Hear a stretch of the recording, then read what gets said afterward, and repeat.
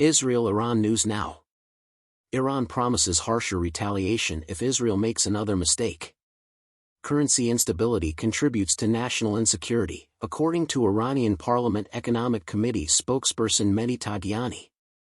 Currency measures that ruin the people's morale are also a cause of insecurity, Taghiani said in Parliament. On Sunday, another lawmaker, Sodief Badri, attacked the Central Bank of Iran for failing to supply foreign currency for raw material imports, worsening the rial issue. According to conservative politician Badri, the central bank warns manufacturers that it has no currency, highlighting industrial shortages that threaten production and economic stability. Since January, the rial has lost over 30% against the US dollar. After Iran attacked Israel, the dollar crossed 700,000 rials on the foreign exchange market last weekend. The rate dropped to 650,000 rials in recent days. Iran's yearly inflation rate has been about 50% for 5 years due to the falling rial. A dollar was worth 70 rials in 1978. Millions of Iranians live in poverty due to decades of devaluation. Iranian officials routinely underestimate the economic impact of US and other foreign sanctions.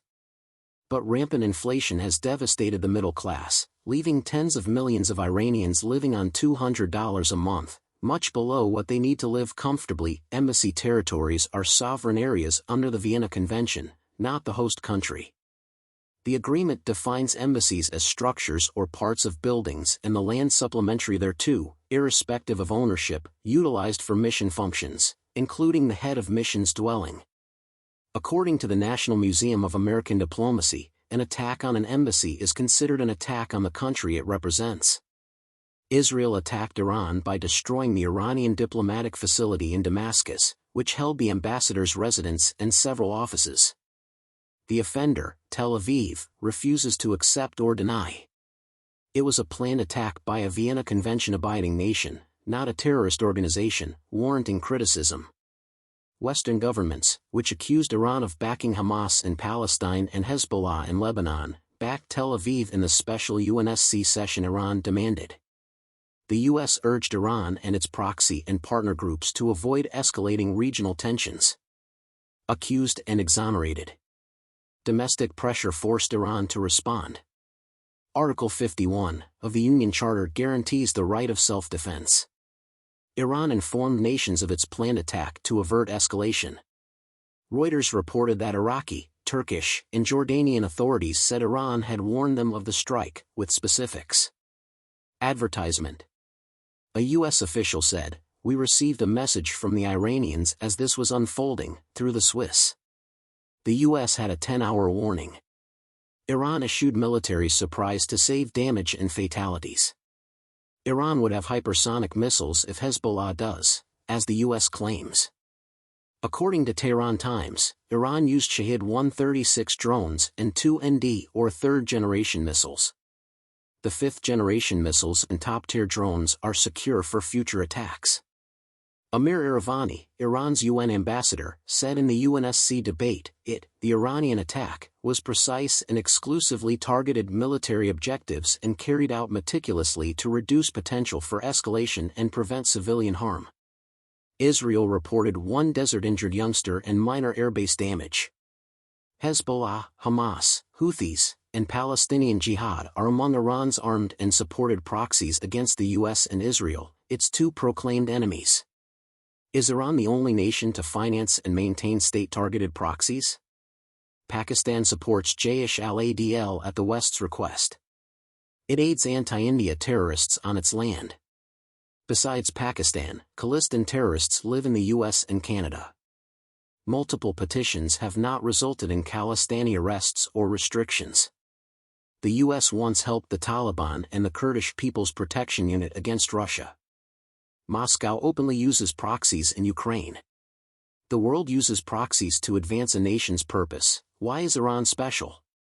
Maybe because they target powerful powers like the US, its allies, and Israel. Even though Iran claimed self-defense, pro-Israel states criticized Tehran at the UNSC session on the strike. U.S. Ambassador Robert Wood said, "The Security Council must urge for Iran and its partners and proxies to cease their attacks." Other Western countries shared this stance. With Russia and China present, the meeting closed with demands for exercise greatest calm and restraint. The US and its partners increased Iran sanctions. They say it calms Israel and prevents retaliation and conflict. Sanctions and restrictions have not been considered against Israel despite the record number of civilian dead in Gaza and the blockade of aid, which the UN calls an impending human catastrophe. Global calls to stop its Rafah assault have failed. U.S. animosity toward Iran began with the 1979 Shah overthrow and seizure of its Tehran embassy. The country has since suffered several sanctions. The U.S. sees Iran as unwilling to follow global norms, while Tehran sees Washington as oppressing it and denying it regional dominance. The U.S. has blamed it for many terrorist attacks, including the 1983 U.S. Embassy bombing and the Beirut barracks bombing, which has strained relations. Iran's alliance with Russia and China has fueled mistrust. This helps Israel. To restrict Iran, the U.S. is building a coalition and strengthening Israel-Saudi relations. Iran is the pariah, causing all Middle Eastern trouble. The U.S. and its Western allies determine global decisions. They judge right from wrong solely on perception. In Iraq, the U.S. created an ISIS state, and in Libya, it reduced Africa's most progressive country into a poor and unstable one. The U.S. knows that Iran controls the Gulf oil Straits of Hormuz due to its location. Any Iranian action may push the globe toward Russian oil, making U.S. sanctions on it irrelevant, while raising energy costs, which Washington would blame. Thus, the U.S. must remain cautious.